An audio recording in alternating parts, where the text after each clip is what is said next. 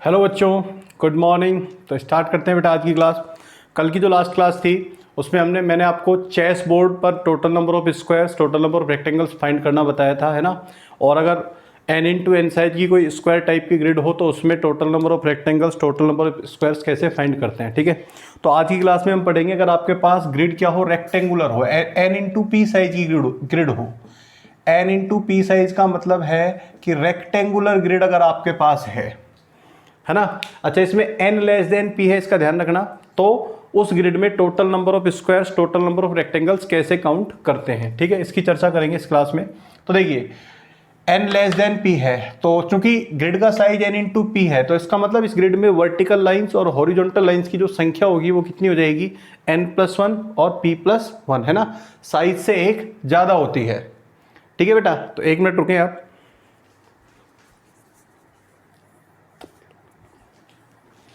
हाँ, तो vertical lines और हॉरिजॉन्टल लाइंस की संख्या कितनी हो जाएगी, n+1 p+1, ठीक है बेटा।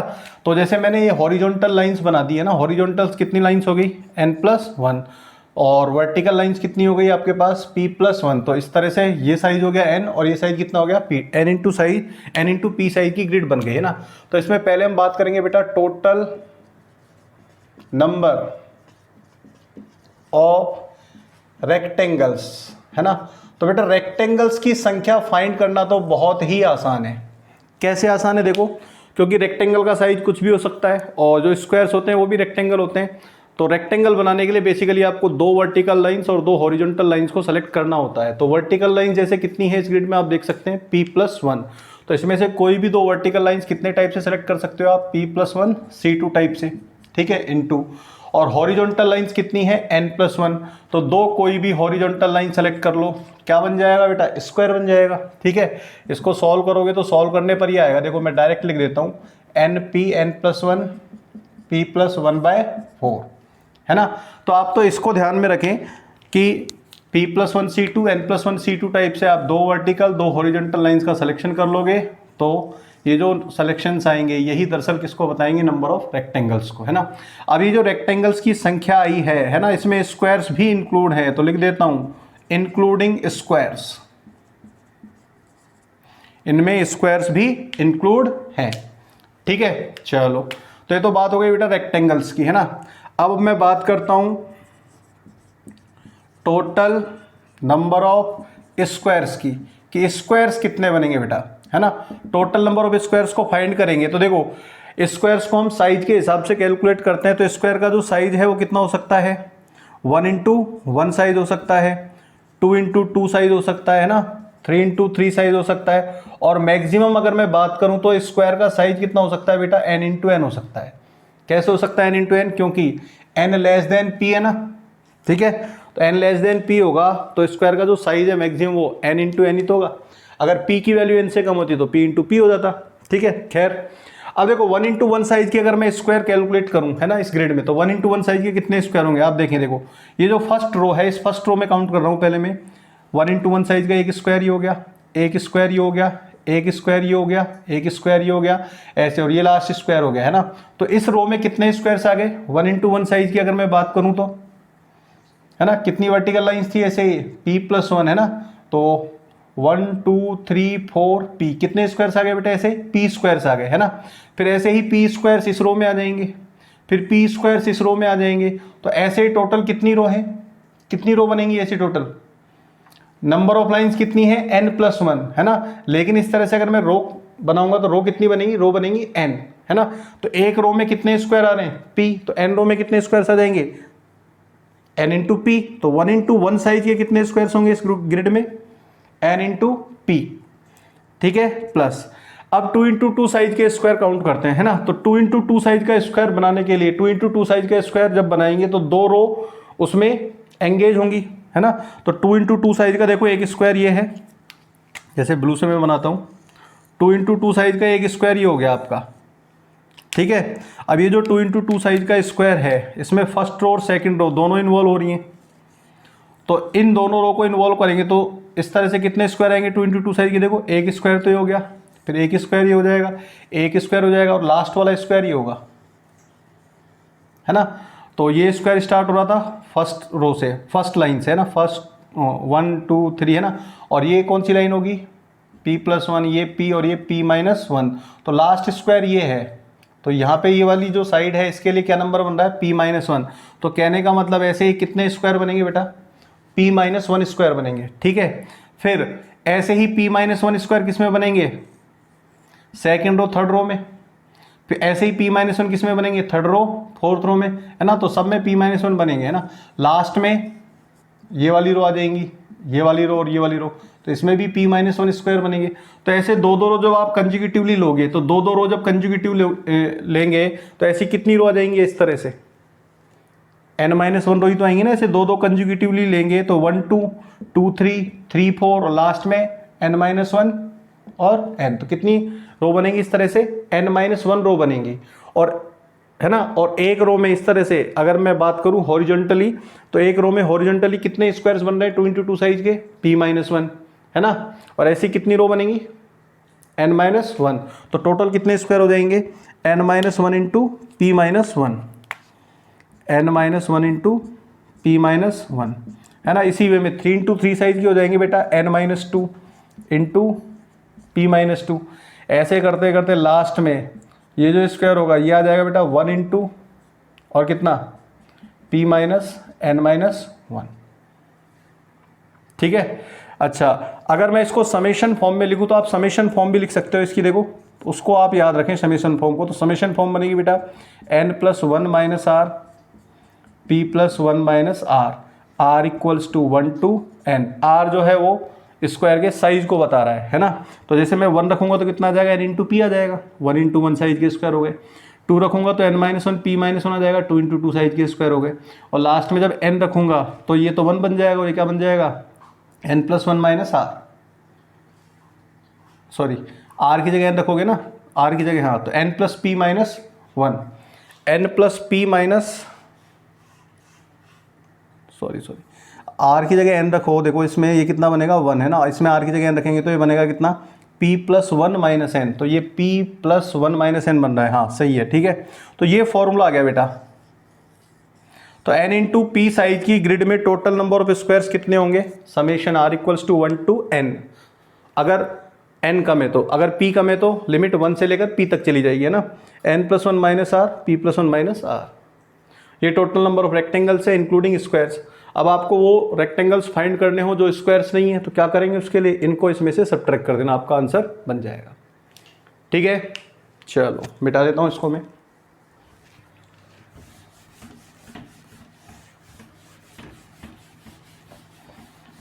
देखिए जैसे एक छोटा सा एग्जांपल बताता हूँ मैं आपको इस पे बेस्ड।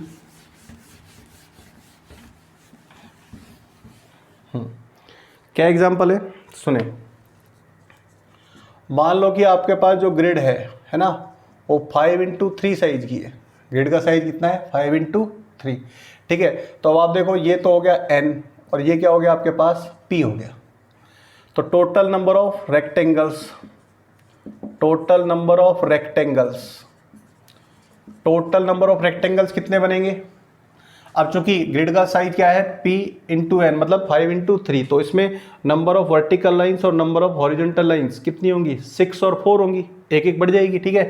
तो 6 हॉरिजॉन्टल लाइंस में से कोई 2 हॉरिजॉन्टल लाइन 6c2 टाइप से ले सकते हो, और 4 वर्टिकल लाइंस में से कोई 2 वर्टिकल लाइन 4c2 टाइप से ले सकते हो, है ना। तो 6c2 की वैल्यू हो जाएगी बेटा कितनी, 15, और 4c2 की वैल्यू होती है 6। तो टोटल कितने रेक्टेंगल बनेंगे, 90।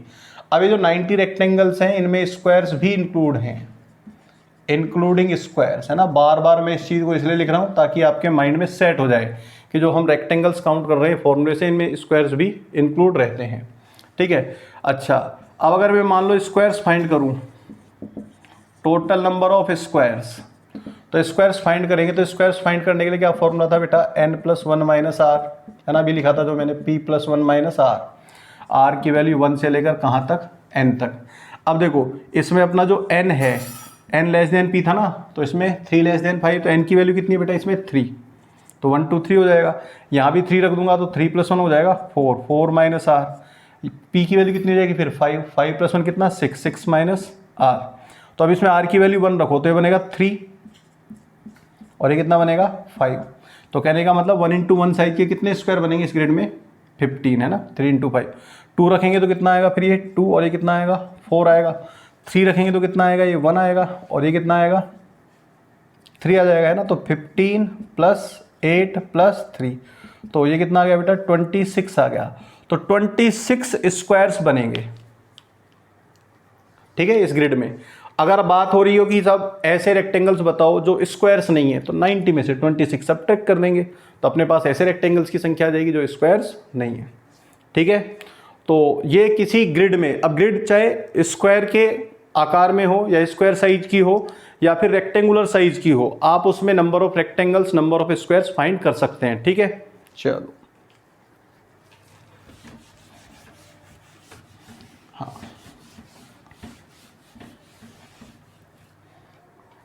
ठीक है बेटा। अब देखो एक क्वेश्चन सॉल्व करते हैं ना, चेस बोर्ड का एक क्वेश्चन मेरे ध्यान आ रहा है, उस क्वेश्चन को सॉल्व करते हैं। तो क्वेश्चन ये है बेटा, in how many ways 2 squares of 1 into 1 size can be selected from a chess board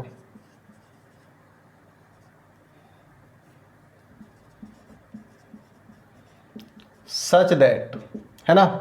first question क्या है, they have a corner point in common. दूसरा क्वेश्चन है, दे हैव इस साइड इन कॉमन। 2 स्क्वायर्स को हमको select करना है ना। कहाँ से सेलेक्ट करना है बेटा, चेस बोर्ड से। तो चेस बोर्ड के बारे में कल जैसे मैंने आपको बताया था, चेस बोर्ड पर जो होता है ना, चेस बोर्ड पर वर्टिकल लाइंस और हॉरिजॉन्टल लाइंस की संख्या कितनी कितनी होती है बेटा, 9 होती है ना। चेस बोर्ड का साइज कितना होता है, 8 इंटू 8 होता है। तो जैसे 1 2 3 4 5 6 7 8 9 है ना। और ये मैंने एक्स्ट्रा जो थी मिटा दिया इसको। 9 वर्टिकल लाइंस हो गई, 9 हॉरिजॉन्टल लाइंस बनाते हैं। 1 तो एक तो बनी पड़ी है, 1 2 3 4 5 6 7 8 और ये 9 है ना। तो ग्रिड का साइज कितना हो गया, 8 इंटू 8 चेस बोर्ड का। 1 2 3 4 5 6 7 8 1 2 3 4 5 6 7 8।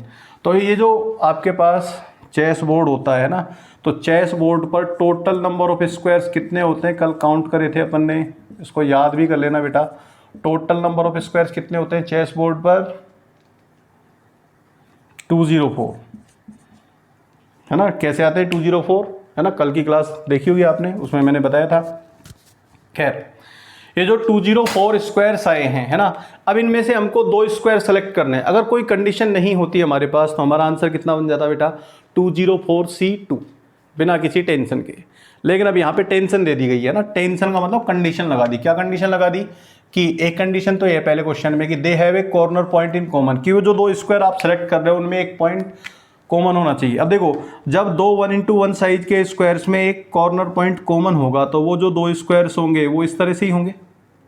ये वाला पॉइंट क्या हो जाएगा, कॉमन, या फिर ऐसे हो सकते हैं, ये पॉइंट कॉमन हो जाएगा। बोलिए, जो 2 स्क्वायर्स हम सेलेक्ट करेंगे उनमें एक कॉर्नर पॉइंट कॉमन, ऐसे ही तो होगा, ठीक है। अच्छा, अब देखो ये वाला जो केस है ये किस में बनेगा, 2 इंटू 2 साइज के स्क्वायर में बनेगा बेटा। अगर आप 2 इंटू 2 साइज का स्क्वायर बनोगे तो उसमें ये वाला केस बनेगा। ऐसे ही ये भी किस में बनेगा, 2 इंटू 2 साइज का स्क्वायर में बनेगा। कहने का मतलब अगर आप कोई भी 2 इंटू 2 साइज का स्क्वायर बनाओगे तो उसमें ऐसे कितने पेयर बनेंगे, 2 पेयर बनेंगे 1 इंटू 1 साइज के 2 स्क्वायर्स के, जिनमें एक कॉर्नर पॉइंट कॉमन होगा। देख सकते हैं वो 2 केस कौन से होंगे, एक तो ये वाला होगा, एक ये वाला होगा, है ना। तो ये 2 इंटू 2 साइज के स्क्वायर्स हैं। तो अब आप ये काउंट कर लो कि बेटा 2 इंटू 2 साइज के कितने स्क्वायर्स होते हैं चेस बोर्ड पे।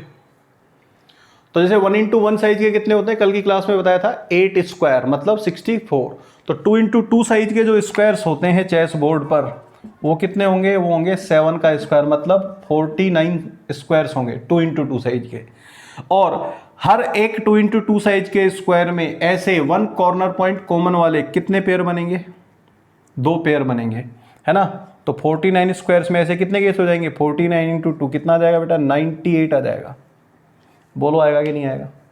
तो इस क्वेश्चन का जो आंसर है वो कितना हो जाएगा, 98। मतलब इन 98 ways we can choose 2 squares of 1x1 size such that they have a corner point in common। ठीक है, अच्छा अब हम बात करते हैं नेक्स्ट क्वेश्चन की। नेक्स्ट क्वेश्चन क्या है, they have a side in common. अब कॉर्नर पॉइंट कॉमन नहीं करना, अब क्या करना है, एक साइड कॉमन करनी है ना। अब साइड कॉमन कैसे हो सकती है, देखो जब 2 स्क्वायर्स में एक साइड कॉमन होगी, जब 2 स्क्वायर्स में एक साइड कॉमन होगी तो वो कॉमन साइड कैसे हो सकती है, देखो ऐसे हो सकती है, ये साइड कॉमन हो गई, या फिर ऐसे हो सकती है, या फिर ऐसे होंगे वो 2 स्क्वायर्स ऊपर नीचे, तब एक साइड कॉमन होगी, या फिर अगल बगल होंगे। ठीक है, अब ये कितना है, ये 1x2 साइज का रेक्टेंगल है और ये 2x1 साइज का रेक्टेंगल है। तो अब बेसिकली हमें क्या करना है, हमें 1x2 और 2x1 साइज के रेक्टेंगल्स काउंट कर लेने, कितने होंगे उतना इसका आंसर हो जाएगा, नहीं क्या। तो 1x2 साइज के कितने रेक्टेंगल होंगे, पहले इनको काउंट करते हैं। अब देखो 1x2 साइज के रेक्टेंगल बनाए तो ये फर्स्ट रो है आपके पास, ये सेकंड रो है, ये थर्ड रो है और ये लास्ट रो है 8th रो। तो फर्स्ट रो में अगर मैं बात करूं तो 1x2 साइज का एक रेक्टेंगल ये हो गया, फिर एक रेक्टेंगल ये हो जाएगा, फिर एक रेक्टेंगल ये होगा और लास्ट वाला रेक्टेंगल ये होगा 1x2 साइज का। तो कितने रेक्टेंगल हो गए ऐसे, देखो ये 1 से स्टार्ट था, ये 7 पे लास्ट हुआ, तो कितने रेक्टेंगल होंगे ऐसे 1x2 साइज के इस रो में, 7। फिर 7 ही इसमें आएंगे, 7 ही इसमें आएंगे, तो टोटल कितनी रो हैं आपके पास ऐसे 8। तो 8 रो में कितने रेक्टेंगल आ जाएंगे 1x2 साइज के, 8 × 7 56 रेक्टेंगल्स आ जाएंगे। ठीक है, अच्छा अब 2x1 साइज के कितने होंगे, देखो 2x1 साइज के भी 56 ही होंगे, क्योंकि स्क्वायर बोर्ड है, चेस बोर्ड सिमेट्रिकल होता है। अगर मान लो मैं इसको ऐसे घुमा दूं, ऐसे घुमा दूं, तो ये जो 1x2 साइज बन रहा था जिनका, वो 2x1 साइज बन जाएगा, बनेगा कि नहीं बनेगा। और बाकी वैसे आप कैलकुलेट भी कर सकते हो, देखो 2x1 है ना, 2x1 का मतलब इस तरह से काउंट करना है आपकी बात, एक रेक्टेंगल ये हो गया, फिर एक रेक्टेंगल ये हो गया, फिर एक रेक्टेंगल ये हो गया ना, ऐसे कितने रेक्टेंगल बनेंगे अगेन इसमें 7, और फिर 7 हर एक रो में बनेंगे। तो कितनी रो हैं इस तरह से वर्टिकली, 8 रो। तो ये भी कितने बन जाएंगे बेटा, 8 × 7 56। तो 56 ये 56 ये, तो टोटल कितने बने, 112 रेक्टेंगल्स बने। और हर एक रेक्टेंगल में ऐसे 2 स्क्वायर्स होंगे 1x1 साइज के, जिनमें एक साइड क्या होगी, कॉमन होगी। तो इस क्वेश्चन का आंसर कितना हो जाएगा, 112। राइट, चलो ठीक है, चलते हैं आगे। अब देखो पर्टिकुलर टाइप के क्वेश्चन और बताते हैं तुमको, ग्रिड बेस्ड क्वेश्चन है ना। इस तरह के क्वेश्चन आपके डीपीपी में दिए हुए हैं 1-2। ठीक है, क्या क्वेश्चन है, देखो क्वेश्चन ये है, देखो पूरा लिखूंगा तो नहीं, आप समझो। मान लो आपके पास एक 3x है ना 5 साइज की ग्रिड है, या चलो ग्रिड का साइज भी मैं नहीं लिखता हूं, मैं ग्रिड ही बनाता हूं सीधा। मान लो आपने एक ग्रिड बनाई, ये ग्रिड बनाई आपने, ठीक है।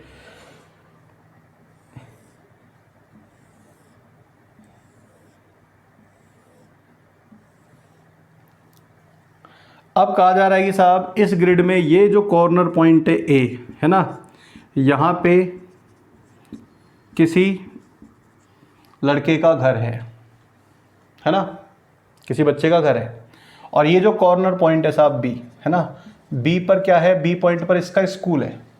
अब ये रोज अपने घर से स्कूल जाता है ना।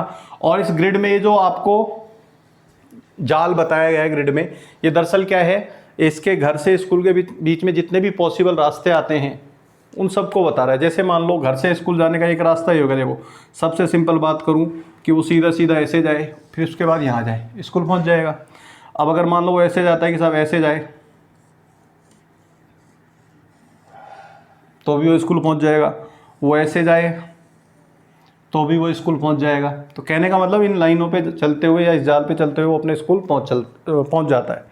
ठीक है, अब देखो यहाँ से यहाँ तक ये जो स्कूल जा रहा है इसमें क्या हो रहा है, देखो ये जो लड़का है इसके लिए कंडीशन क्या है कि ये या तो राइट साइड में जाएगा या राइट डायरेक्शन में जाएगा, या फिर ये अप साइड डायरेक्शन में जाएगा, है ना। मतलब बैक आने के या नीचे आने का कोई चांस नहीं है। जैसे मान लो वो यहाँ से यहाँ इस पॉइंट पे पहुँच गया, और इस पॉइंट पे पहुँचने के बाद वो बैक नहीं आएगा, है ना, मतलब डाउन में नहीं जाएगा या फिर इधर लेफ्ट में बैक नहीं आएगा, वो या तो आगे जाएगा या ऊपर जाएगा। क्यों? क्योंकि उसको कहाँ पहुँचना है, स्कूल पहुँचना है।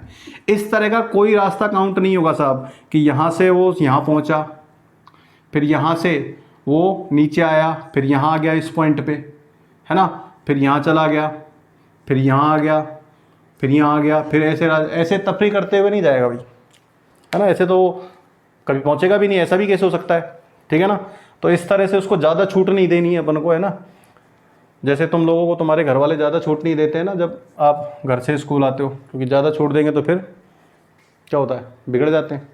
तो अपना ऐसा केस नहीं है, तो या तो ये आगे जाएगा या ऊपर जाएगा, ठीक है। तो अब क्वेश्चन ये है कि कितने टाइप से अपने घर से स्कूल पहुंच सकता है, in how many ways can he reach to his school, ठीक है।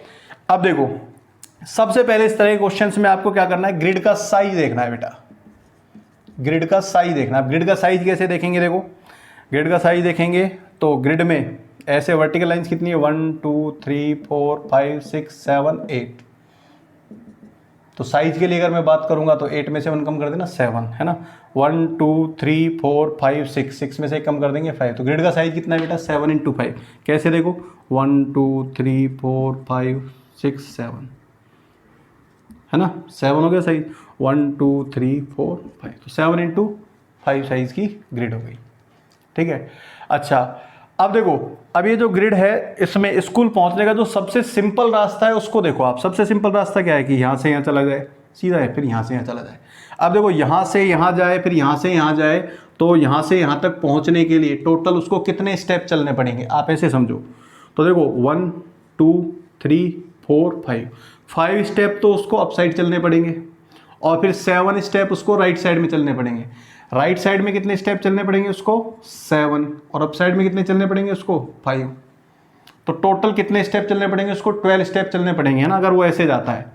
अब कोई दूसरा रास्ता पकड़ो। अब मान लो इस वाले रास्ते की बात करता हूँ, ना, अलग कलर से लिखता हूँ, ब्लू से। अब मैं इस वाले रास्ते की बात कर रहा हूँ,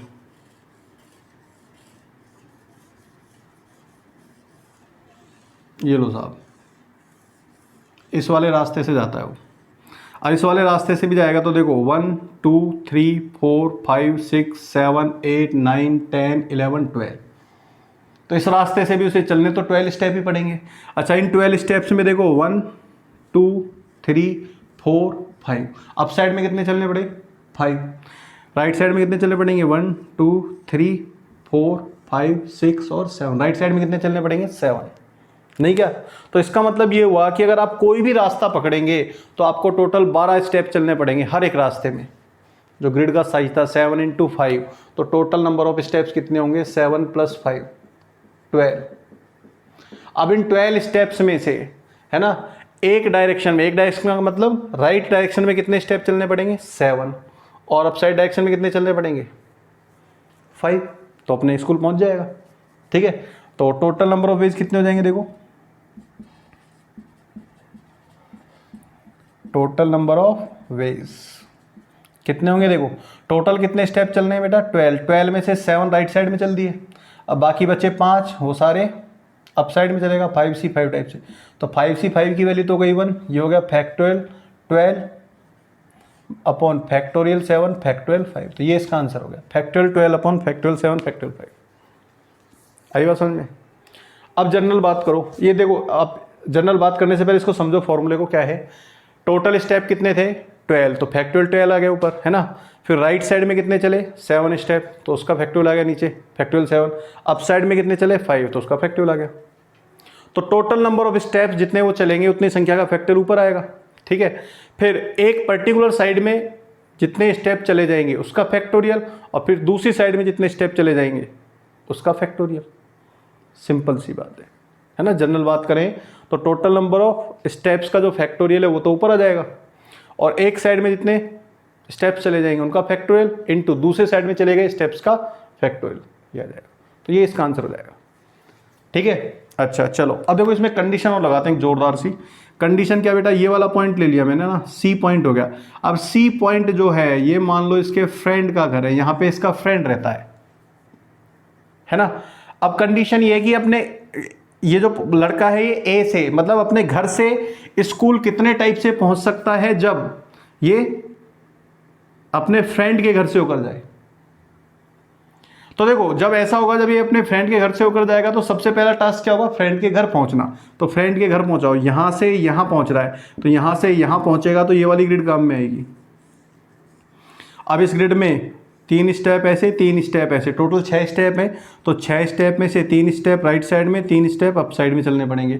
तो फ्रेंड्स घर से फ्रेंड के घर कितने टाइप से पहुंच सकता है, फैक्टोरियल 6 अपॉन फैक्टोरियल 3 टाइप से।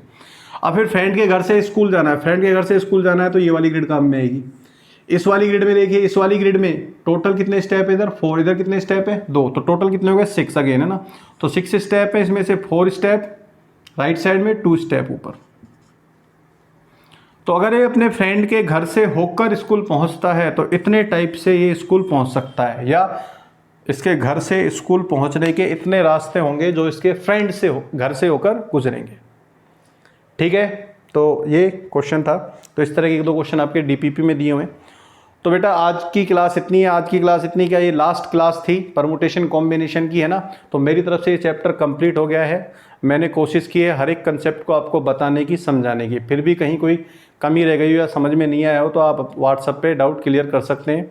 ठीक है, जैसा कि आप करते ही रहते हैं ना, पूछते हैं क्वेश्चंस को। और कल की जो क्लास होगी उसमें आपका 2 डायमेंशनल स्टार्ट हो जाएगा पोर्शन है, 2D स्टार्ट हो जाएगी।